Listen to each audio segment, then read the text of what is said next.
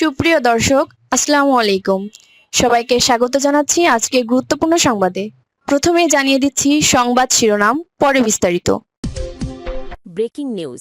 যুদ্ধবিরতির মধ্যেও ১৯ ফিলিস্তিনিকে হত্যা করল ইসরায়েল। চোখে অশ্রু, মুখে হাসি নিয়ে ঘরে ফিরছে গাজাবাসী। সর্বশেষ থাকছে, গাজা রক্ষায় সেনা পাঠাচ্ছে তুরস্ক। এরদোগানের ঐতিহাসিক সিদ্ধান্তে কাঁপছে মধ্যপ্রাচ্য। এতক্ষণ শুনছিলেন সংবাদ শিরোনাম, এখন বিস্তারিত। তার আগে একটি ছোট্ট আবেদন। যদি আপনার বুকেও গাজার শিশুর কান্না বাজে, যদি আপনি মানবতার পাশে দাঁড়াতে চান, তাহলে এখনই নিচে কমেন্টে লিখে দিন ফিলিস্তিন জিন্দাবাদ। আর সাবস্ক্রাইব করুন আমাদের চ্যানেল, কারণ আমরা বলি সেই খবর যা বড় বড় মিডিয়া লুকিয়ে রাখে।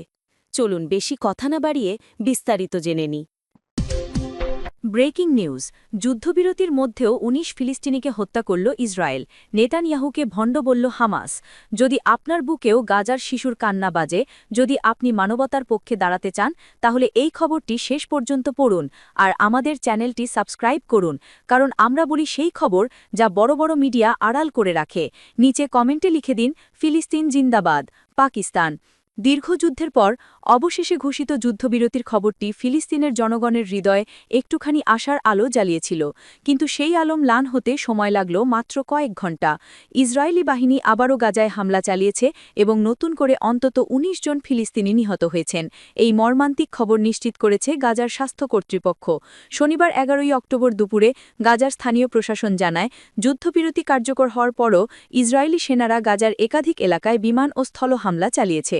বোমার আঘাতে ঘরবাড়ি ধসে পড়েছে, দেয়াল ভেঙে গেছে, রাস্তায় পড়ে আছে ছিন্ন ভিন্ন দেহ, চারপাশে শুধু ধোঁয়া, ধ্বংস আর কান্নার শব্দ। নতুন করে রক্তে ভাসল গাজা। গাজার স্বাস্থ্য মন্ত্রণালয় জানিয়েছে, গত ২৪ ঘণ্টায় বিভিন্ন স্থানে ১৫৫টি মৃতদেহ উদ্ধার করা হয়েছে, যাদের অধিকাংশই শিশু ও নারী। ধ্বংসস্তূপ থেকে এখনও লাশ তোলা চলছে।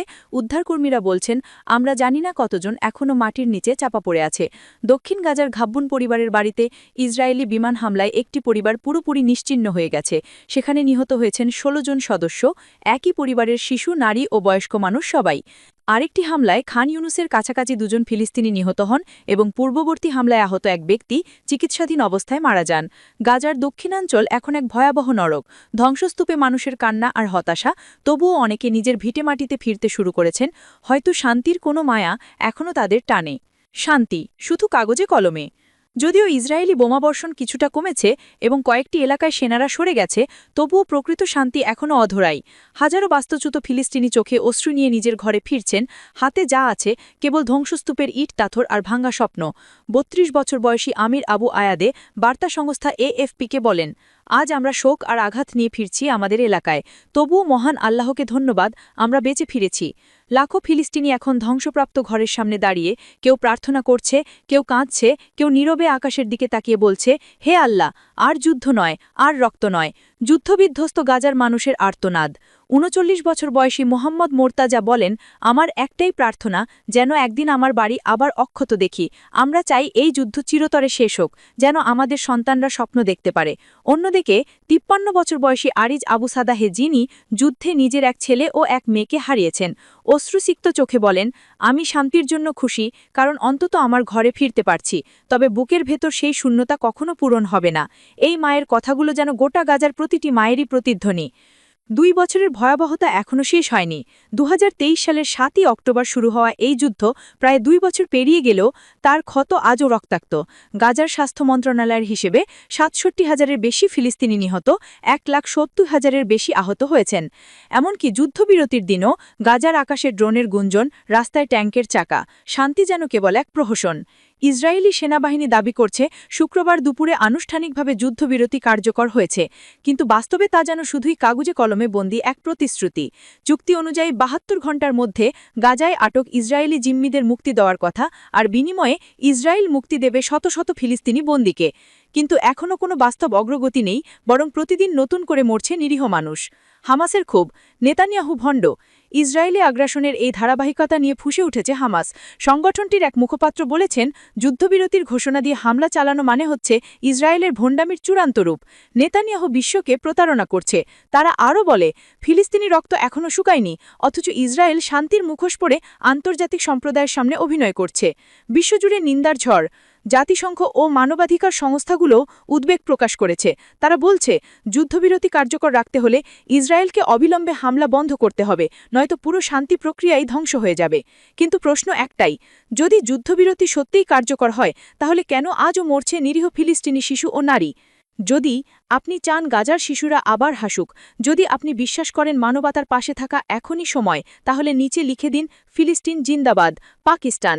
আর আমাদের চ্যানেলটি সাবস্ক্রাইব করুন, যেন আপনি প্রথম জানতে পারেন গাজার প্রতিটি সত্যিকারের খবর।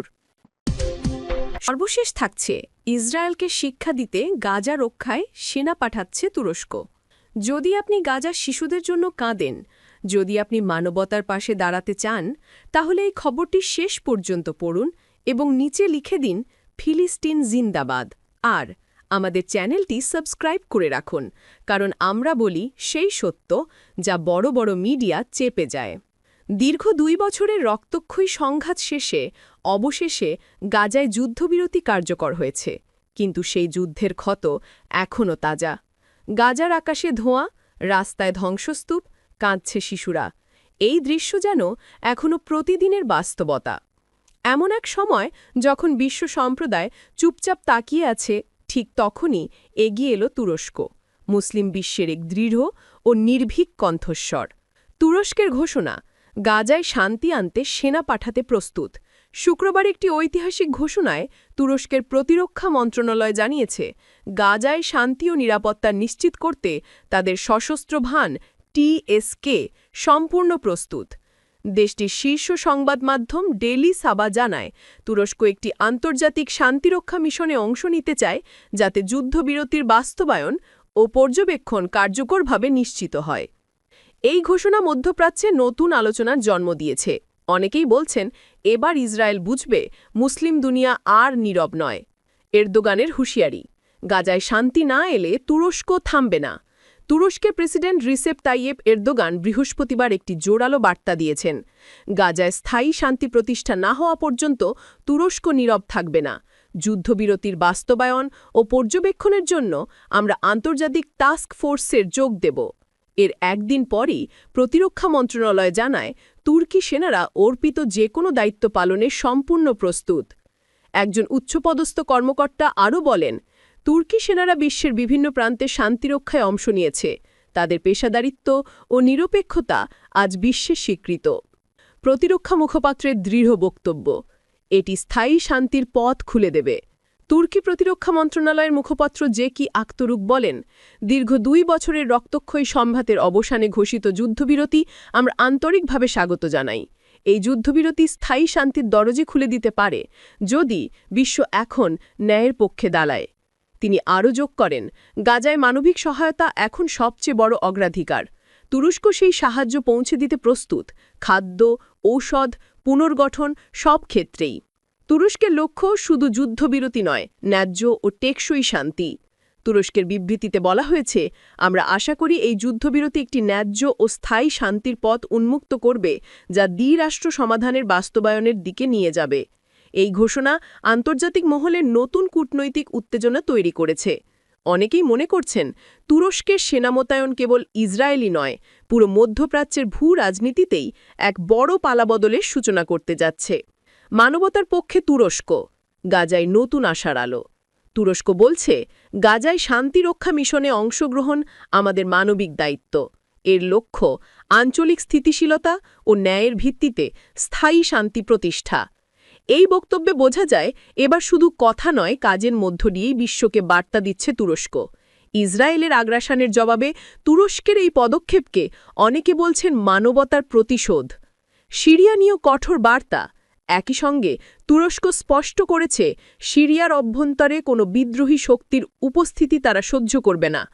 তাদের বার্তা একটাই, এক রাষ্ট্র, এক সেনাবাহিনী, এক পতাকা। এই অবস্থান শুধু সিরিয়া নয়, পুরো অঞ্চলের নিরাপত্তা ব্যবস্থায় নতুন ভারসাম্য তৈরি করতে পারে। গাজায় নতুন সূর্য উঠছে। যেখানে একসময় শুধু ধোঁয়া ছিল, আজ সেখানে ভেসে আসছে নতুন আশার আলো। তুরস্কের পদক্ষেপে গাজার মানুষ নতুন করে বিশ্বাস করতে শুরু করেছে, বিশ্ব এখনও সম্পূর্ণ অন্ধ নয়, কেউ কেউ এখনও ন্যায়ের জন্য দাঁড়ায়। যদি আপনি চান গাজার শিশুরা আবার হাসুক, যদি আপনি বিশ্বাস করেন মানবতার কোনো সীমানা নেই, তাহলে নিচে লিখে দিন তুরস্ক জিন্দাবাদ আর আমাদের চ্যানেলটি সাবস্ক্রাইব করুন, যেন আপনি সবার আগে জানতে পারেন মধ্যপ্রাচ্যের পরবর্তী বড় পরিবর্তনের খবর।